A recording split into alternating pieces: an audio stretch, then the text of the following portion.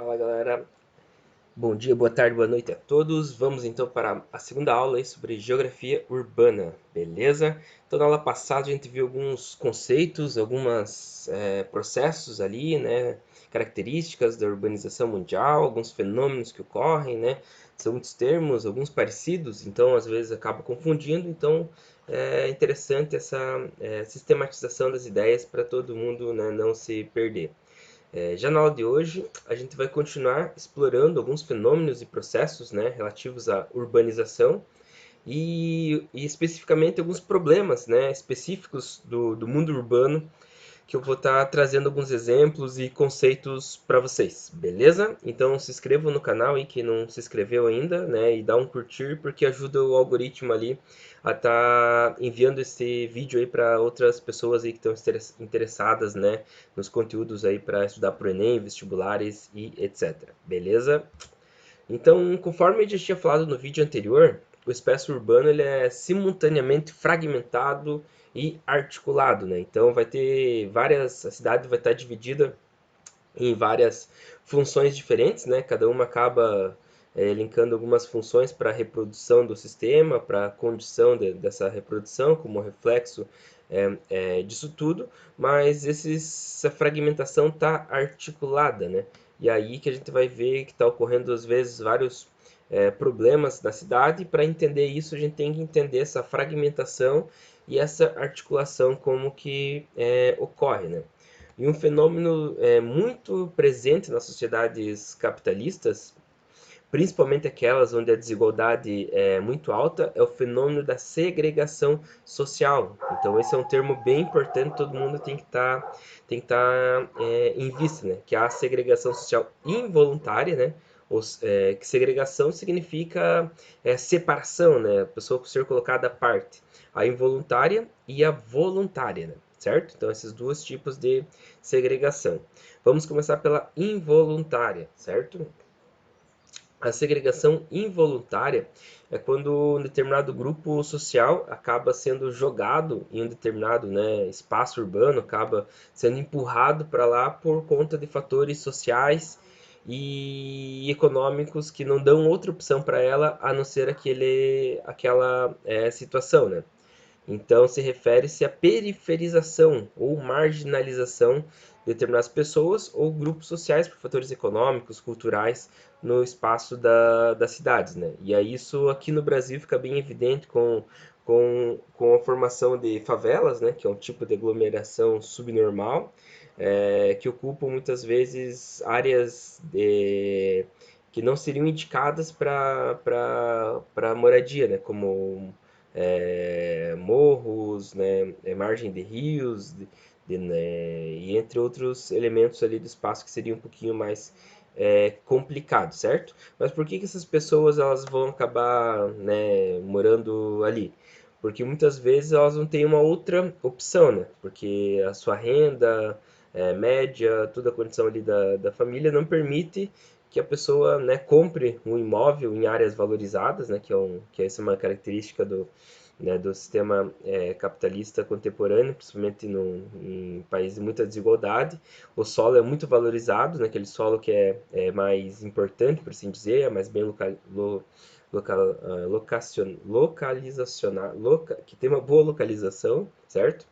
E aí ocorre que se a pessoa não tem dinheiro para, né, nem para comprar, às vezes ela também não tem nem dentro do seu orçamento dinheiro para um aluguel caro nessas regiões, né, mais valorizadas. E aí, né, a última opção, né, que acaba sobrando para essas pessoas é alugar uma moradia em um ambiente muito distante, onde o preço vai ser mais barato, ou acabar ocupando uma área né, irregular, por assim dizer, para estar construindo a sua moradia em um espaço que às vezes é mais perto do seu emprego, de áreas de comércios, para não ficar tão isolada assim como acontece em alguns bairros, né, que são criados para classes populares, mas os bairros são um lado, outro lado, né? E aí esse fenômeno acaba segregando, né, separando essas pessoas, né, das classes mais desfavorecidas em guetos, né, nessa segregação. E a segregação ela tem alguns fatores. Um deles é a exclusão social, né? Uma pessoa que acaba morando muito longe do centro, em um bairro muito distante, acaba sendo excluída das opções de bens, serviços, culturais. A ida para o centro ela acaba sendo muito demorada, né, muito cara por vezes. Então isso significa uma marginalização de oportunidades, né? Então a pessoa ela já tem uma dificuldade por ser pobre, né, para estar em ascensão social, e quando ela acaba sendo segregada socialmente muito longe do centro, né, urbano, que é onde ocorrem essas questões ali que eu falei dessa articulação toda de cidade, a pessoa acaba, né, tendo mais dificuldade ainda de, de ascensão, né? Então esse é um elemento que já ocorre. E outras vezes, né, você ocupando uma ocupação irregular em morros, né, você não vai ter infraestrutura, não vai ter todo equipamentos urbanos, não vai ter asfalto, né, vai ter toda uma dificuldade não vai ter muitos dos benefícios urbanos, né, que poderiam ter esgoto, ruas asfaltadas, né, até para carro, fica complicado porque, né, naquele aglomerado ali subnormal isso não é possibilitado, né? Então, a segregação social seria isso, né? E tem várias dessas consequências que eu acabei citando, né? E é um fenômeno muito característico, né, dos países em desenvolvimento com taxas altas de desigualdade, né? Então, aqui na imagem a gente vê esse fenômeno no México, na Bolívia, né? Na Bolívia que a gente vê os prédios da elite mais no centro e depois o pessoal das classes mais baixas ocupando os morros, né? Em Buenos Aires, aqui, né, há um aglomerado subnormal e atravessando a rua várias prédios mais de elite, né?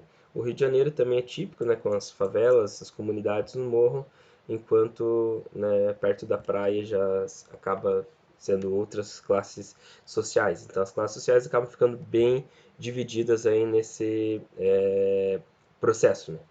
Outra coisa, né, que como eu falei anteriormente, que acaba explicando essa segregação social, é que muitas vezes o poder público, né, acaba incentivando moradias populares onde o preço do terreno é muito barato, né? E onde que esse preço do terreno é muito barato? Quando é muito distante do centro urbano, né? Que aí são em locais muitas vezes com pouca infraestrutura e que vai acarretar numa segregação socioespacial. E geralmente quem vai ocupar esses lugares são pessoas com baixos salários, com poucas condições de renda, né? E não tem uma outra opção a não ser residir nesses locais longe e com pouca infraestrutura, né?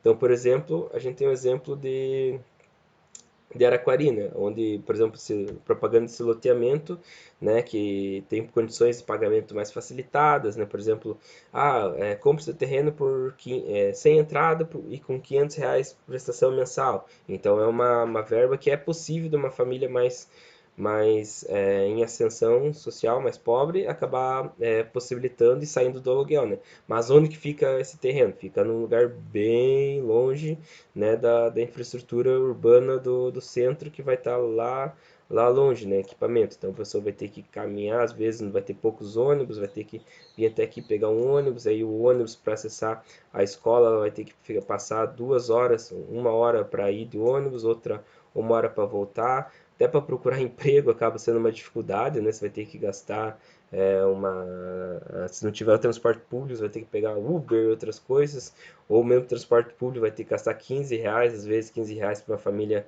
né, que tem problemas financeiros, não é algo tão simples assim, né? Então, fora o tempo que você gasta de locomoção, tempo, né, de várias situações de congestionamento que você vai pegar, né? Não vai ter um ginásio de esportes para praticar aqui, não vai ter um cinema perto, não vai ter muitas vezes praça, não vai ter acesso à cultura. Então, são várias situações que acabam causando uma certa exclusão das pessoas e dificultando o acesso e promoção a bens culturais, a emprego, né, a facilidades ali de atuação, né? Então esse é um tema bem interessante, inclusive ano passado no Enem, né, teve muitos alunos meus que acabaram utilizando esse conceito, né, sobre segregação socioespacial para explicar a exclusão, né, das oportunidades de cultura e acesso à cultura na cidade.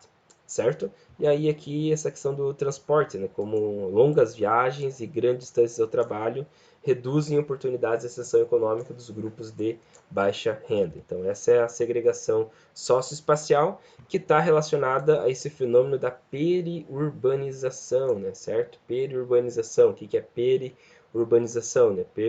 Seria essa questão que a periurbanização seria essa questão quando a urbanização ocorre em áreas para além de um subúrbio da cidade, né? Ou seja, aquela imagem ali do slide anterior que fica bem claro, né? Você tá lá a mancha urbana lá e você vai fazendo outros bairros muito além, né, desse subúrbio da cidade ali, né? Ou seja, você vai jogando cada vez mais a cidade longe, né, deixando ela cada vez mais horizontal e geralmente quem acaba ocupando esses lugares mais afastados são pessoas das classes mais baixas que acabam tendo uma série de dificuldades de locomoção na cidade, né? Então, a periurbanização é esse fenômeno aí que vai explicando essa questão, né? Como aqui no mapa de São Paulo, aqui, né, a gente observa essa questão com algumas manchas urbanas aqui, denotando essa periurbanização que vai ocorrendo cada vez mais distante do perímetro urbano principal da cidade, né?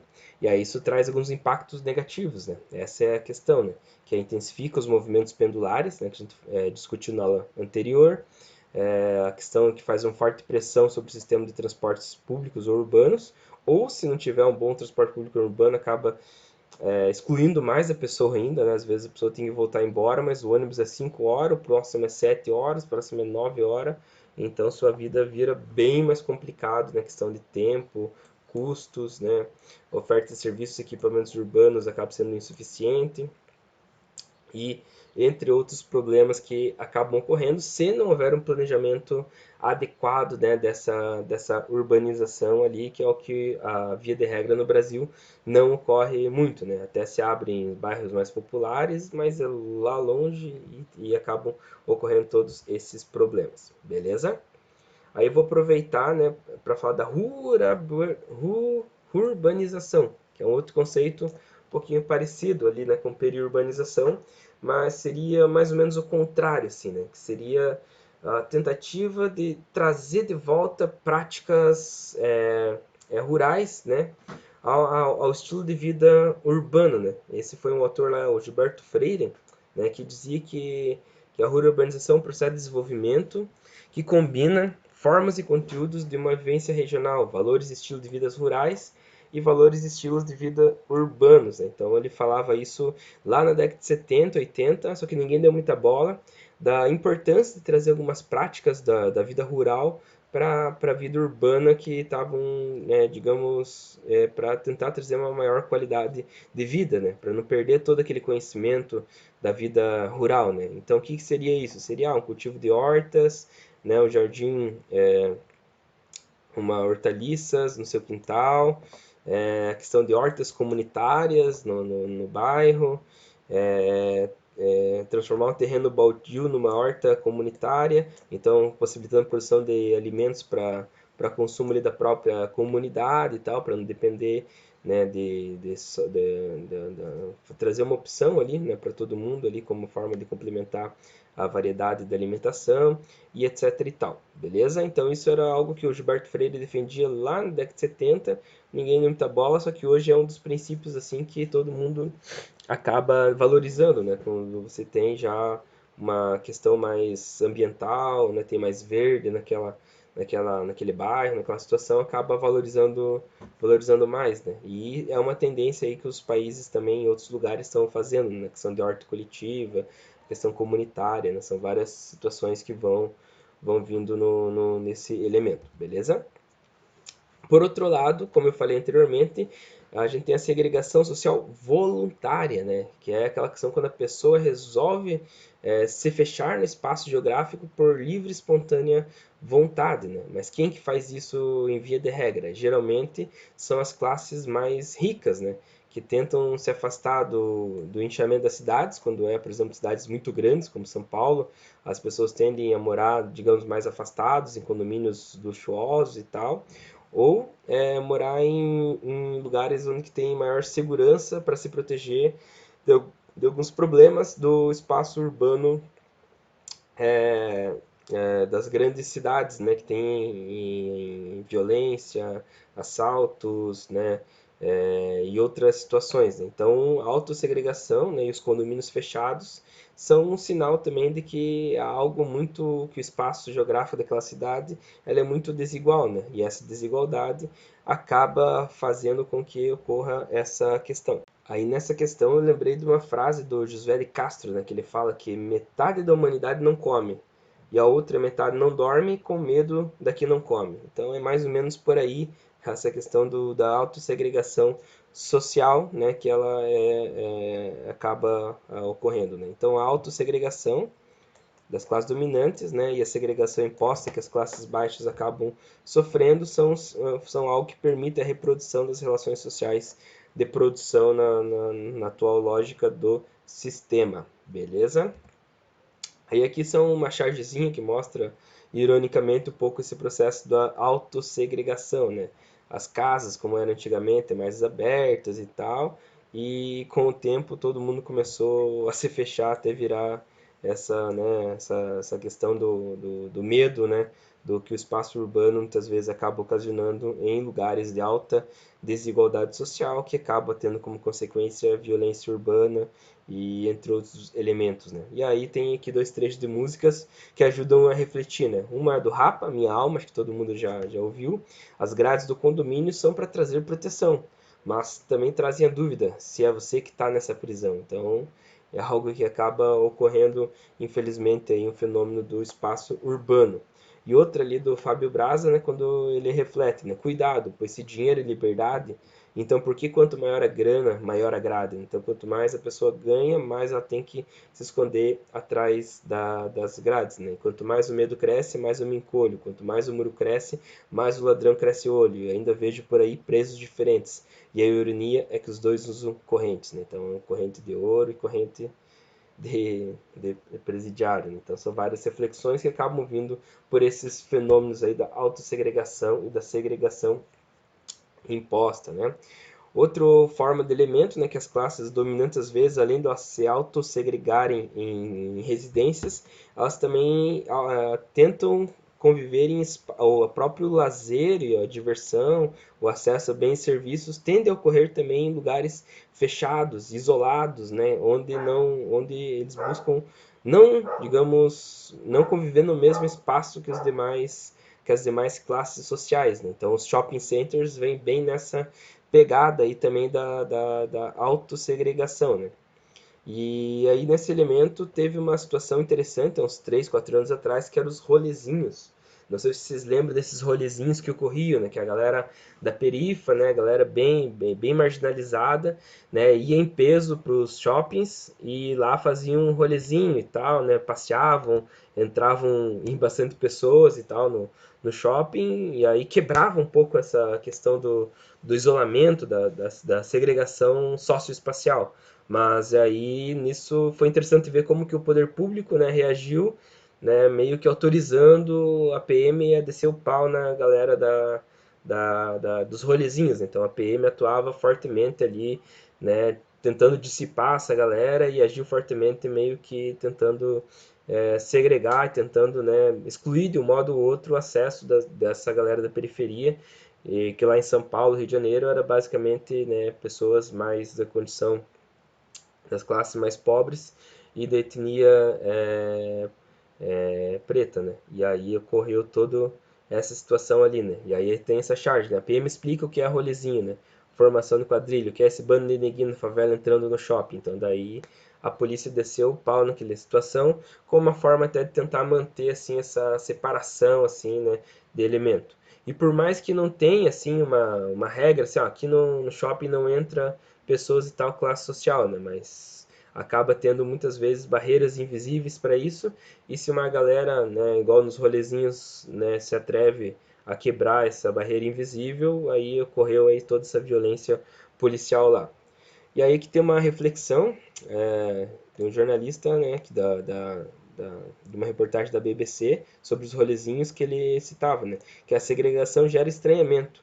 Em pouco tempo, teremos uma geração de jovens de classe média alta que viveu a vida toda em condomínios fechados, na escola particular, no transporte individual. Uma geração que está crescendo sem consciência ou conhecimento, né, do centro da cidade, dos espaços de diversidade, dos espaços públicos, né? Isso com certeza afetará a sua consciência social e política. Então, isso é um elemento interessante, né? Antes era muito mais, havia mais convivência nos espaços públicos mesmo, né? Seja uma praça, seja uma situação de lazer, de comércio, etc. e tal. Hoje é muito mais fechado em guetos, né?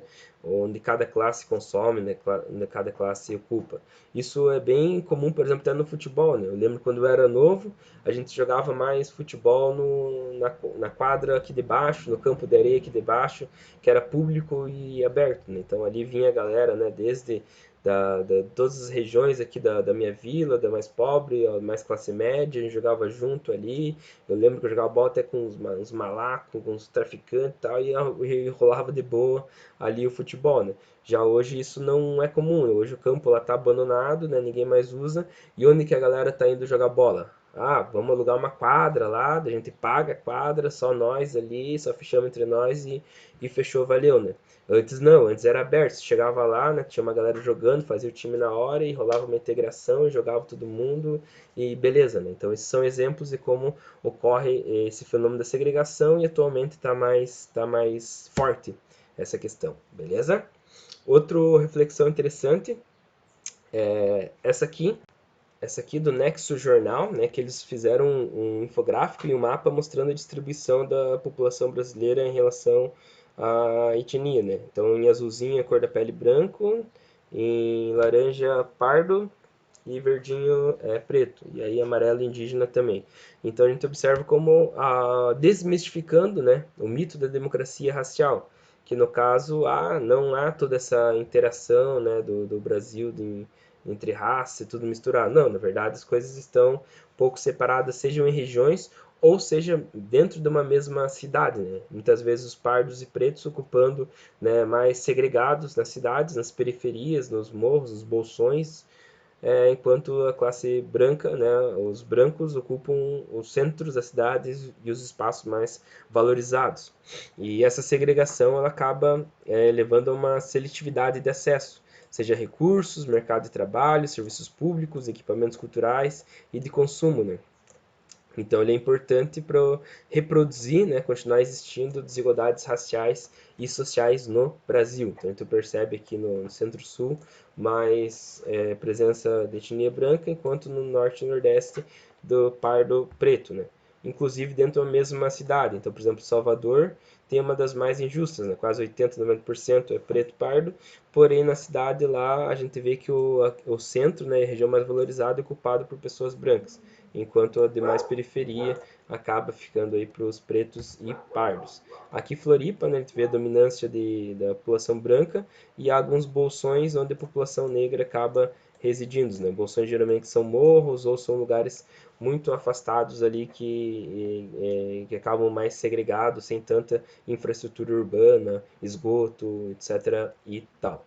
Né? Brasília é a mesma coisa, né? Na asa aqui do avião ou da cruz, né? Que não é o consenso que é Brasília, a gente vê a presença da população branca, né? E alguns elementos pardos pretos, enquanto os pardos pretos acabam residindo basicamente nas cidades satélites da capital do nosso país. E aí seria muita pretensão acreditar que somente o planejamento urbano teria força para superar a desigualdade de uma sociedade, né? Porque Brasília foi uma cidade totalmente projetada ali com tudo que havia de mais moderno do século XX, porém isso não foi suficiente para, né, tentar superar as desigualdades sociais.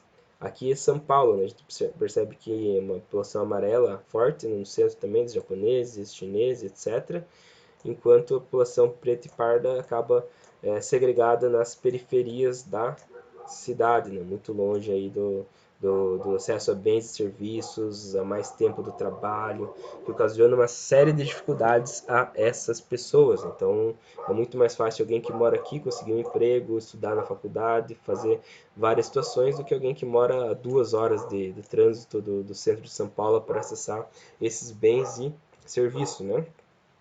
Isso tudo desponta como barreira, né? Assim, o negro pobre segregado tende a continuar negro pobre segregado. São discussões que a geografia urbana também ajuda a refletir, né?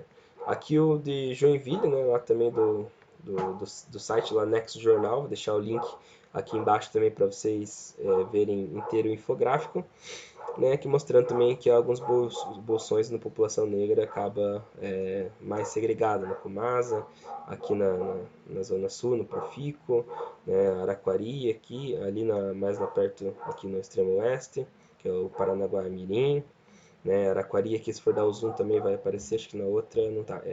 E aí aqui mostra que o Brasil é só menos segregado racialmente que a África do Sul, que teve o processo do apartheid, e os Estados Unidos, né? E esses dois países tiveram uma segregação espacial pela via do poder e leis, né? Então era proibido acesso e compra dos negros por alguns terrenos e tal. Então por isso que eles são mais segregados que propriamente o Brasil, certo?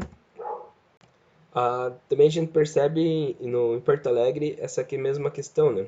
Da população negra estar mais na periferia.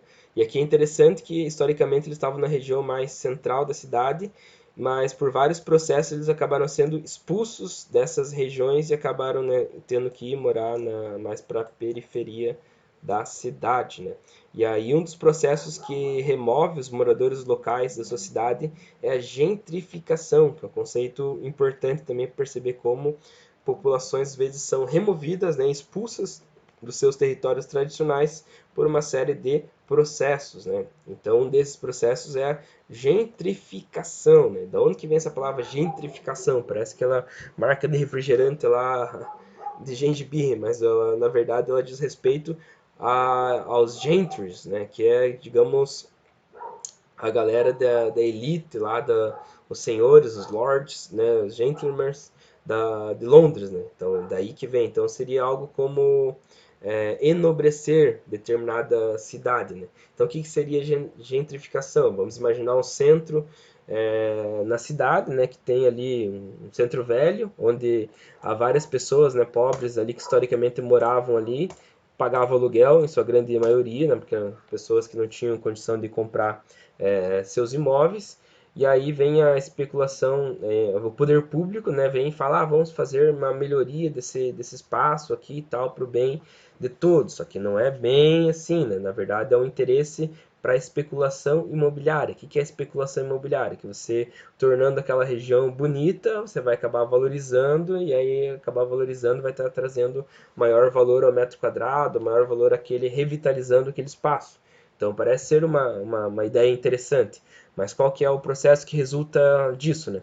Que após essa reforma do centro, daquele centro velho, daquele bairro que estava ali, o valor do aluguel acaba subindo muito, e aí subindo muito as pessoas já não conseguem mais pagar e elas têm que ir morar longe, né? Ou quem tinha casas ali acaba, né, às vezes percebendo que compensa vender, vai ganhar um dinheiro interessante e aí cai fora dali. E aí o centro ele acaba sendo ressignificado, né? Acaba sendo enobrecido, certo? Então, gentrificação seria o processo de revitalização dos espaços urbanos, ou a substituição de paisagens de caráter popular por construções típicas de áreas nobres. Trata-se de um processo em que o espaço geográfico urbano transforma-se e se ressignifica, sobretudo em função da valorização acentuada e do enobrecimento de uma área antes considerada periférica, né? Antes considerada de pouco valor.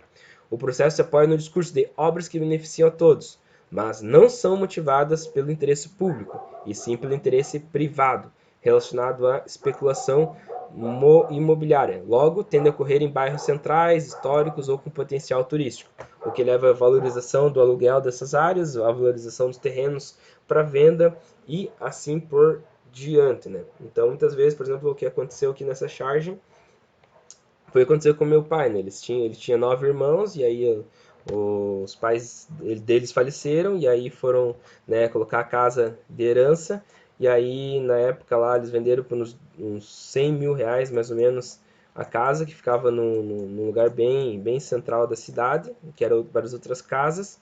E aí, dividindo entre todos os irmãos, eu vou comprar uma antena parabólica ali na década de 1998, né?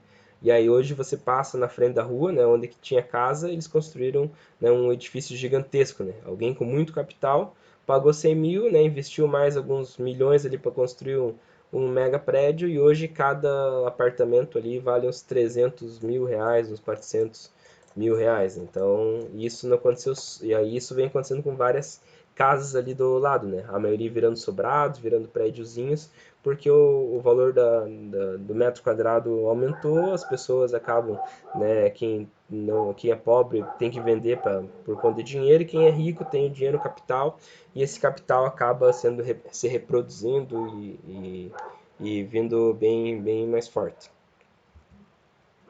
E aí outra característica aí do espaço urbano, dessas situações, são as moradias precárias, né? Que tem o nome bonitinho, que são os aglomerados subnormais. Então os aglomerados subnormais, né? Que é uma face bem visível do crescimento desordenado das cidades, principalmente dos países em desenvolvimento, né? E da segregação socioespacial, né? Então o que é um aglomerado subnormal? Aqui no Brasil a gente utiliza o termo favela, né?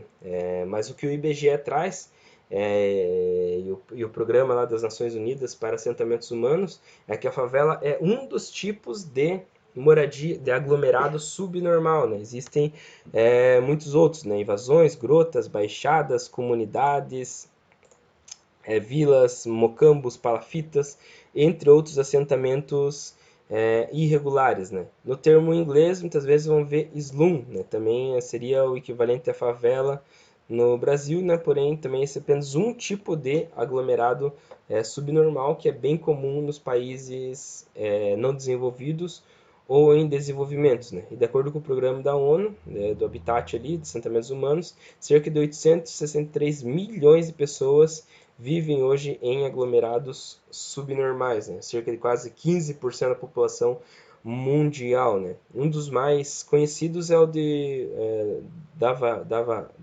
Dharavi Slum, que fica em Mumbai, na China, né? Cerca de 1 milhão de pessoas vivem nesse aglomerado subnormal, composto por várias moradias precárias, né? Bem complicadas, e que serviu de locação para sermos o filme Quem Quer Ser um Milionário, um filme extraordinário, muito interessante assim, que é obrigatório, né, para todo mundo de geopolítica, que gosta de geopolítica, que gosta do mundo, tá assistindo. Não sei se vocês já assistiram a esse filme, depois eu faço uma enquete lá no Instagram e dou uma divulgada melhor no filme, mas é um clássico, assim, daqueles muito bons, assim, né, que mostra lá, né, como dois irmãos que moravam, né, nessa favela ali, a Dharavi Slum, e como que esses dois ali acabam sendo vários processos complicados ali de condição de vida, precariedade total, e eles partem em busca de novos desafios, né? Até que ele acaba chegando no programa Quem Quer Ser um Milionário, né? Inclusive a Globo tem um programa parecido, que acaba simulando, né, a partir que foi cópia desse programa indiano, né? Que é mais ou menos um show do milhão, só que tem outras características. E aí, ao longo do documentário, ele vai avançando nas perguntas, porque a cada pergunta ele lembra alguma situação da vida dele que ele ocorreu e ele acaba passando de fase, né? E nisso tem uma relação de amor ali e tal. Então é um filme emocionante, assim, que traz a realidade da Índia, uma realidade de desigualdade social, uma realidade de crescimento econômico na informática nos últimos anos, mas em um contexto bem complicado. Então é um filme obrigatório aí, quem quer ser um milionário aí para quem tá aí, gosta de geografia, gosta, né, de conhecer, inclusive ajuda aí para os processos seletivos. Aí aqui o Brasil é o quarto país do mundo, né, com o maior número de aglomerados subnormais. E geralmente ela é erguida nos interstícios da cidade, geralmente onde havia terrenos disponíveis, muitas vezes em áreas inadequadas para ocupação, como morros, margens de rios, córregos, né? Então eram regiões menos valorizadas, né, por todos esses problemas, ou muitas vezes em terrenos que eram do governo, e aí houve uma ocupação irregular e as pessoas acabam, né, construindo suas moradias de forma bem precária ali. E aí, geralmente, o aglomerado subnormal tem uma dessas características, né? Baixa qualidade estrutural das construções e moradias, ocupação irregular, né, que em terrenos que as pessoas não possuem título de propriedade, acesso inadequado a saneamento básico, água potável, esgoto, condições inseguras de habitação e entre outros elementos aí dos aglomerados subnormais. Nos países ricos, né, a gente não observa tantos aglomerados subnormais, certo? Então lá, por todo o planejamento urbano que foi feito, né, com o decorrer do tempo, não se observa muito esse fenômeno dos aglomerados subnormais, certo? Ele acaba ocorrendo mais nos países em desenvolvimento. Porém, um fenômeno que acontece muito nos países desenvolvidos, principalmente nos países onde não tem uma seguridade social mais forte, como Estados Unidos, entre outros, é o fenômeno dos moradores de rua, né?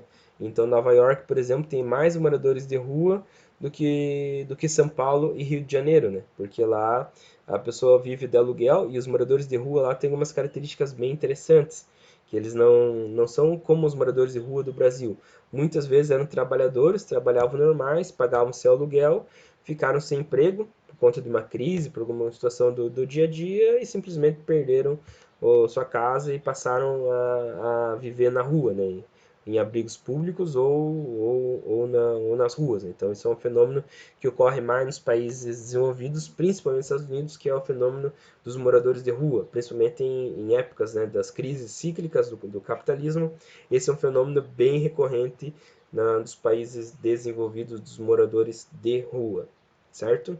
E aí, claro, quando você vai morar na rua, mesmo que você tenha uma mentalidade para trabalhar, para você reconquistar um abrigo não é fácil, porque você arranjar um emprego em condição de rua é bem mais complicado, a questão de higiene, né? Então tudo fica mais difícil. Aí aqui a gente tem um exemplo que é Singapura, né? Então Singapura, ela era exatamente como 70% da sua população vivia em condições muito precárias, em aglomerados subnormais. E após 5 décadas, né, de elevados investimentos públicos em habitação, infraestrutura urbana, serviços públicos de qualidade, houve um crescimento sustentado que acabou alterando um pouco esse quadro, né? E já hoje, em 2014, pouquíssimas pessoas lá em Singapura vivem em aglomerados subnormais, né? E 80% da população vive em moradias como essas aqui do HDB Flats, né?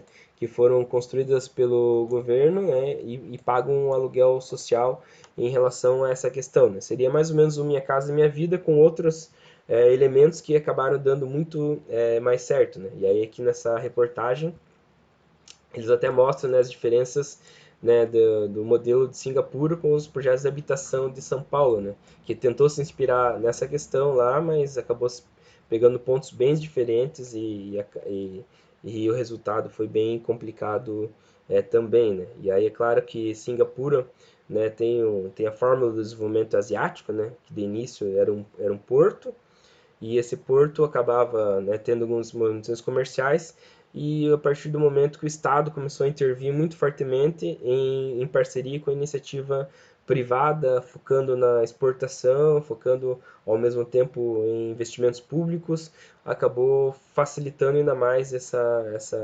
esse potencial de crescimento que Singapura tinha e acabou se transformando em uma cidade-estado com um dos maiores renda per capita do mundo e menor desemprego nessa fórmula do desenvolvimento asiático que envolve intervenção estatal, livre mercado, né, parcerias públicos privadas e entre outros elementos, né? E aí nesse sentido eles deram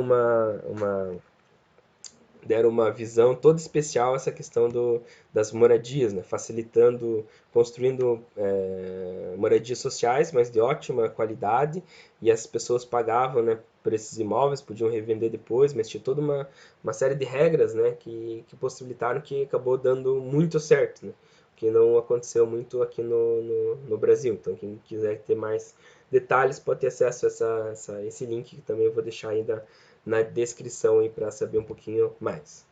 Outro fenômeno urbano interessante é da verticalização, né, que é basicamente quando a cidade começa a crescer para cima, certo? Então, horizontalização quando a cidade, e periferização quando a cidade vai se esparramando, né, de modo horizontal, e a verticalização ocorre, né, quando são de grandes e inúmeros edifícios, né, que resultam em uma grande densidade populacional nesses centros urbanos. E a verticalização só vai ocorrer, né, em lugares onde o solo é muito valorizado para, né, compensar investimentos, né, de modo vertical. E também tem que ter todo um planejamento por trás, né, porque cada prédio desse aqui significa, né, se fosse fazer horizontal, uma região muito, né, densa de pessoas. E aí, claro, se traduz tudo isso em sentido de acesso, né, a equipamentos urbanos, a escola, a trânsito, né, entre outros elementos, tem que estar na ponta do papel, senão a cidade vira um caos, se não tiver todo esse planejamento, né? Um jogo que ajuda muito a pensar sobre isso é o SimCity Cidades lá, né, que tem lá no Play Store, lá é um joguinho bem engraçado que você vai construindo a cidade e você tem que estar planejando, né, toda essa situação. A partir do momento que começa a ocorrer a verticalização, vários problemas do mundo vários problemas dessa verticalização começam a ocorrer se você não faz um planejamento, certo? Aí aqui na foto está Hong Kong, que é a cidade mais vertical do mundo, né? Então Hong Kong, ela é uma ilha a poucos quilômetros da costa chinesa, que pertencia à China. Na Guerra do Ópio, a Inglaterra dominou essa ilha, né? E só devolveu para a China em 97, né? E aí hoje ela pertence à China e faz parte daquela regra lá da China, né? De um país, dois sistemas. Então, daqui a 50 anos tudo vai virar China, mas hoje Hong Kong tem uma certa autonomia, tem um governo próprio e etc e tal, né? E ele é um dos maiores centros financeiros do mundo e praticamente toda a área urbana, né, dessa ilha ela é verticalizada. Então ela tem uma das maiores densidades demográficas do mundo e é onde o metro quadrado é um dos metros quadrados mais caros do mundo também, né? Então o metro quadrado ele tem uma média de 45 mil dólares. E nos imóveis mais luxo, né, maiores, ele chega a 120 mil dólares por metro quadrado. Ou seja, fazendo uma conta rápida aqui, né, daria Daria, por exemplo, um apartamento de 50 metros quadrados, né, que aqui em Joinville vai variar aí de 150 a 200 mil reais, lá seria 2,5 milhões de dólares, né, que em reais daria quase 10 milhões de reais, mais ou menos, um apartamento de 50 metros quadrados. Então é muito caro, mesmo sendo bem vertical, é muito caro por conta da oferta e procura que acaba ocorrendo ali nessa ilha e a ausência de um planejamento estatal e tal, que deixou tudo na mão da iniciativa privada, que acabou gerando isso, né? Então, Hong Kong é um dos países onde tem a maior renda per capita do mundo, né? Um dos maiores centros financeiros, então rola muito, muito dinheiro lá, mas ao mesmo tempo é um dos países de maior desigualdade social do mundo, né? Então, é um país que tem muito o livre mercado atuando muito fortemente e ao contrário de Singapura, né? Singapura tem uma parceria público-privada que a China hoje se inspira muito ali no socialismo de mercado deles, enquanto Hong Kong é bem mais livre mercado, mas aí a China tem aí a ideia, né, da unificação até 2050, a China com certeza vai estar mexendo muito nesses elementos aí, vai estar alterando, né, no planejamento deles, alterando esse quadro. E aí uma curiosidade que cerca de 200 mil pessoas vivem em cubículos de 4 a 30 metros quadrados. Então o que, que é 4 metros quadrados? Consegue imaginar? São casas como essas, né? Onde a pessoa dorme, a despensa da cozinha está aqui em cima, né? A mesa para ela se alimentar está aqui, a televisão, o armário. É um cubículo extremamente pequeno, né? Que é o possível de ser pago pelo aluguel devido ao alto valor do metro quadrado, né? Então, observe que isso também é um aglomerado subnormal, né? Apesar de não ser uma favela, é um aglomerado subnormal com superlotação e toda a situação. Essa é uma outra imagem muito impactante, né? Que é de um apartamento aí também muito pequeno, dos 4 metros quadrados, onde a pessoa tem o banheiro e a lavanderia, a cozinha, né? Aqui tem a cama e é isso aí o apartamento, né? Então, uma condição bem de moradia precária ali em um dos países de maior uma das cidades que seria de maior renda per capita, né, por toda a treta geopolítica lá com o Reino Unido, China e tal. Que esse é um outro tema de uma outra aula, mas está aí para vocês perceberem aí um pouco aí também dessa questão, problema urbano deles. Beleza? E aí, né, como eu já citei várias vezes na aula, a gente tem também a violência urbana, né, que a violência urbana não quer dizer que só pelo fato de um lugar ser urbano, ser uma grande cidade, automaticamente vai ter violência, né? Não é essa a variável que explica, né? A urbanização não gera violência, né? O que gera violência é o próprio são problemas da própria sociedade, né? E aí às vezes acaba se materializando em lugares onde mais pessoas convivem, que são as cidades. E aí as duas variáveis que mais explicam isso é a desigualdade social e o tráfico de drogas, né? O tráfico de drogas está diretamente relacionado também à desigualdade social, à falta de investimentos públicos, né, à presença do Estado e etc e tal. Então a gente vai ter grandes metrópoles, né, gigantescas como Tóquio, como Mumbai, onde os índices de violência são muito baixos, né? E em contrapartida a gente vai ter outras cidades, né, que os índices de violência são extremamente altos, né? Então aqui está um pouquinho o que vai gerar essa violência: desigualdade social, exclusão, corrupção, educação precária, omissão, preconceito, tráfico de drogas, desemprego, desestruturação familiar, e isso tudo vai resultar no mapa da violência, né? E essa violência ela vai ser desigual, vai ter países, né, que têm a mesma condição de renda, que alguns vão ter mais violência, outros vão ter menos por questões culturais, econômicas, etc. Né? Dentro de um próprio país também essa violência vai ser desigual, né? Então, por exemplo, a gente tem a capital mais violenta do Brasil é Salvador, né? Que tem um índice de homicídio, né, da população de 15 a 29 anos de 142, né? Enquanto na população geral de 62 pessoas a cada 100 mil morrem por ano vítimas da violência, né? De homicídio, né? Que é um índice, um dos maiores do mundo, né? Os maiores países do mundo aqui Honduras, Venezuela, África do Sul, Brasil, aí os 4 países mais violentos, né? E aí, dependendo da cidade pode ter uma taxa mais alta ou mais baixa. Por exemplo, São Paulo tem uma taxa, apesar de ser a maior metrópole do Brasil, a taxa média dela é menor do que a taxa brasileira. Então mostra que não quer dizer só do quanto maior a cidade mais violenta. Na verdade, não. São Paulo é a maior de todas e tem mesmo assim uma taxa menor que a taxa brasileira. Enquanto outras cidades, como Caracas, por exemplo, tem uma taxa maior do que a média nacional. Aqui no Brasil, a gente observa que as mais violentas acabam sendo Salvador, 57 aqui Recife,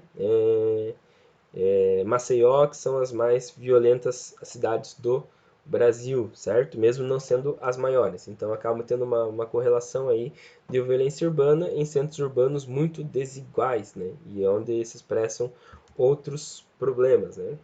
E aí também, na discussão sobre as causas da violência, os especialistas observam que redes de solidariedade, né, de uma comunidade, seja família, escolas, né, o Estado, ou até mesmo igrejas, associações de bairros, centros de esporte e lazer, quando elas são amplas e bem articuladas, as pessoas se sentem mais amparadas, com mais perspectiva, socialmente inseridas e há pouca propensão a ações criminais. Entretanto, quando essas redes são pouco articuladas, as pessoas ficam sem perspectivas, né? E aí, principalmente as mais jovens, acabam sendo cooptadas por organizações criminosas, envolvidas com o tráfico de drogas, o dinheiro fácil e todas as situações, né, que dá toda uma outra aula. Tudo isso pode ser resumido, né, nessa frase aqui do Fábio Braz e do Nocivo Chomon, que eles falam, né, o rap importa.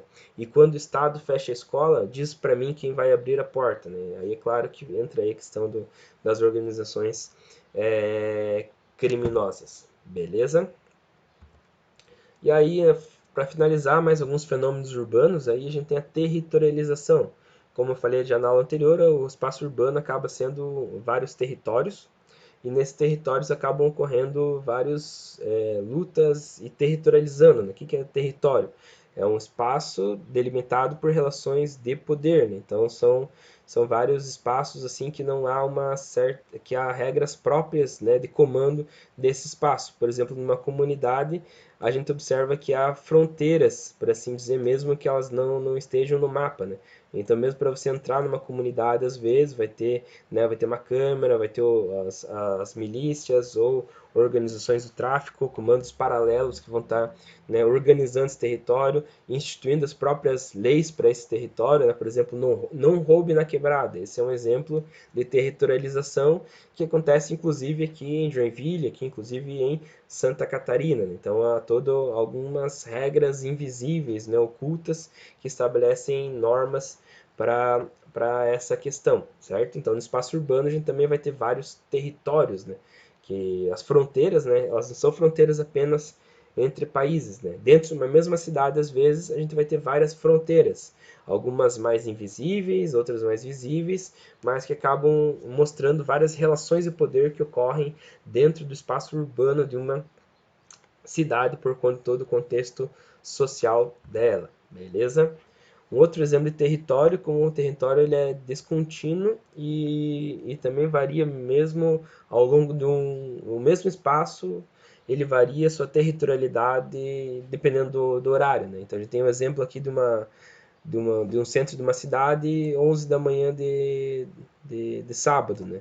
Aí aqui os pontinhos em brancos, né, são pessoas trabalhando no comércio, pequenas oficinas, fazendo compra. Então é um centro comercial. E nessa pracinha aqui, aposentados jogando cartas, mães com crianças. Então é bem aquele cenário do centro ali de Joinville, né? E aí quando dá 11 horas da noite, as relações de poder mudam, né? Então há fronteiras invisíveis ali agora, né? Então há o limite do território das prostitutas. Então dentro desse espaço ali, as prostitutas estão, né, buscando programas e etc e tal, né? Então aqui vai ter hotéis de alta rotatividade, onde vai estar ocorrendo essa questão. Então, se uma prostituta nova entra aqui na região, por exemplo, para trabalhar, vai ter toda uma treta territorial ali, muitas vezes levando à violência, até mesmo à morte, por disputa do ponto do controle do território, né? Aí aqui vai ter o território das travestis e assim por diante, né? Se uma invade o território da outra ali, dá treta, né? Então, assim por diante.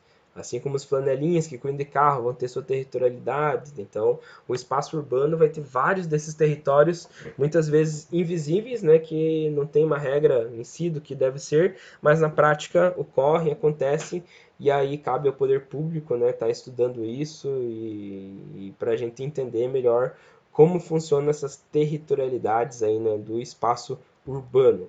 Beleza? E o último conceito que eu vou trazer para você no áudio de hoje é o da macrocefalia urbana, certo?